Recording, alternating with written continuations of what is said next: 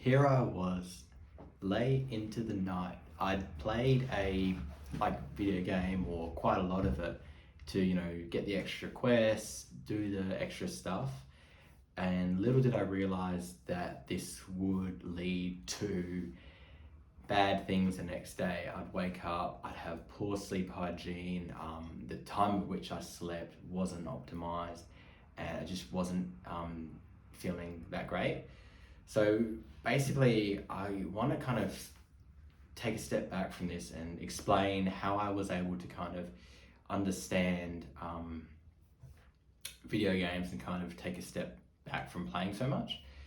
So as a kid, I played like a good amount of like video games. I played stuff like your Pokemon, your Mario, your Zelda series, your Final Fantasy, all of those, and I absolutely love playing them. And they were super fun. They were challenging.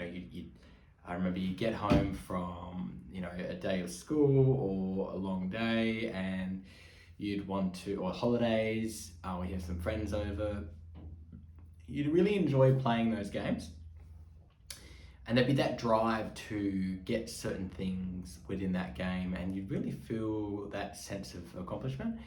Now, the reason you kind of have that feeling and drive is because these games are quite clever in terms of how they're created. They're a very good story, and they have you following the hero's journey, in which you are the hero. You start off pretty basic, and of course, before you know it, you chip away, you do the quests, you understand the story, get the items, you kill the boss, beat the bad guys, and before you know it, you've effectively, done this and that. You finish the main story, then there's side quests, and so on and so forth.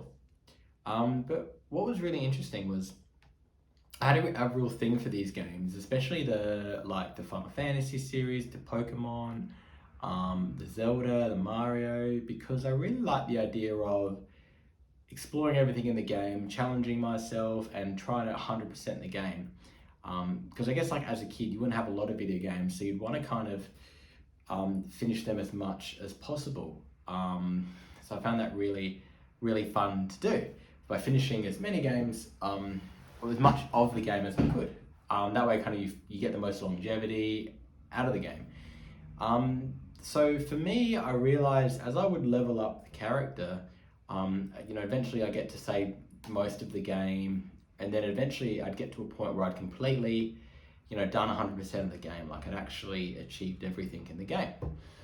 And as soon as I noticed that actually happened, the sense and the drive to stay up late at night to actually play the game or continue playing completely vanished. It was really interesting having that feeling back then, but not really thinking a lot of it.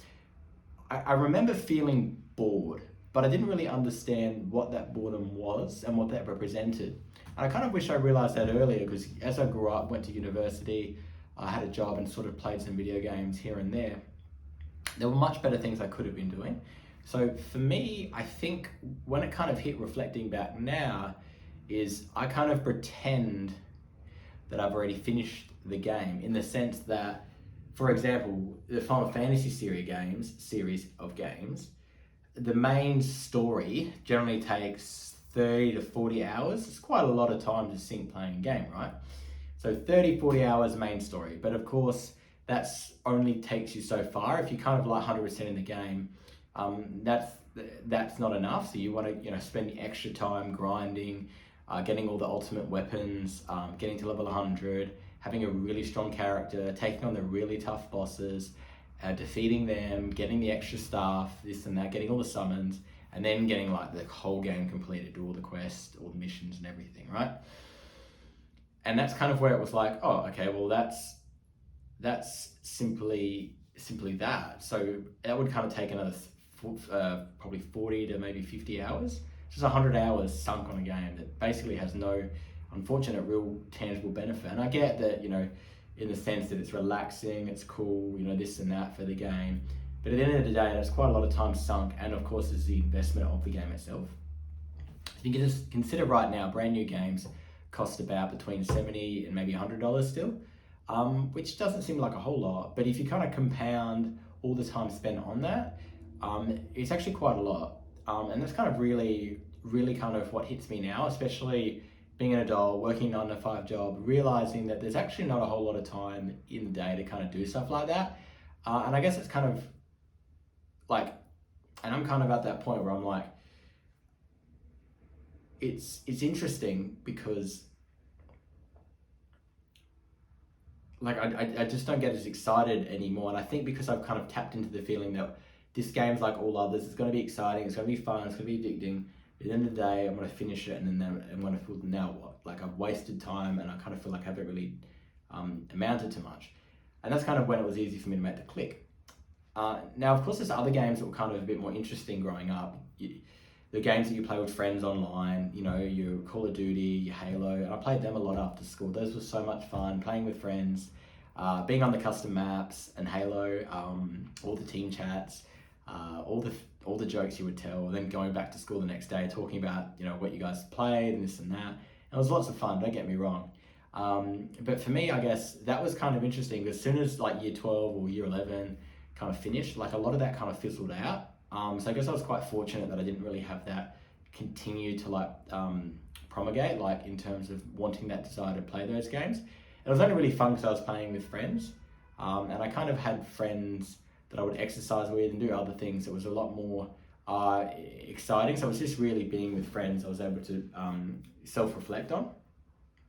But I guess if I was to give you the tip about how to tackle that sense that you want to play video games, you want to chill, or you really find it exciting, you know, new Zelda game, new Pokemon game, new Mario game, whatever, you just want to sink time into that, feel like a kid again. That's fantastic that you want to do that. However, I want to challenge you and think, I want you to visualize yourself having that game, spending the money, boom, you're out of money, boom, you spent some time on it, and think, how would you feel at that point? You've completed everything, all right, cool, you can say you completed the new game.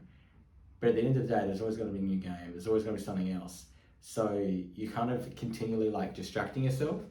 By being bored, I think is important now because it lets you realize that at the end of the day, it's not as self-fulfilling as you think, and it's going to be an end point.